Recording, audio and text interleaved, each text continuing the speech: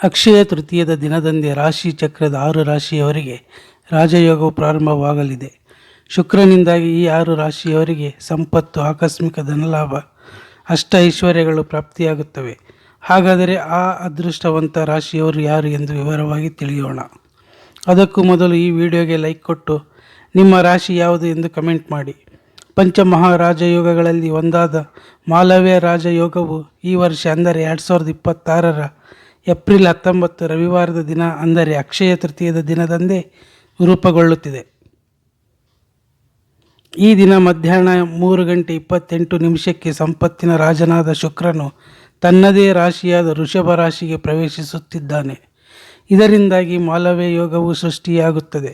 ಈ ರಾಜಯೋಗದಿಂದಾಗಿ ಅಧಿಕ ಲಾಭವಾಗಲಿದೆ.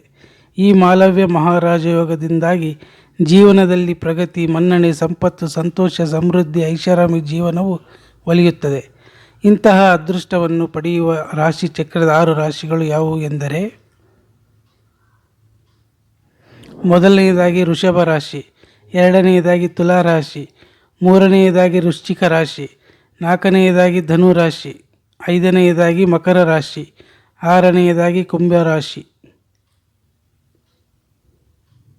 ಹೀಗೆ ಈ ಮೇಲೆ ತಿಳಿಸಿರುವ ಈ 6 ರಾಶಿಯ ಜನರು ಈ ವರ್ಷದ ಅಕ್ಷಯ ತೃತೀಯದಿಂದ ಅಖಂಡ ಅದೃಷ್ಟವನ್ನು ಪಡೆಯಲಿದ್ದಾರೆ.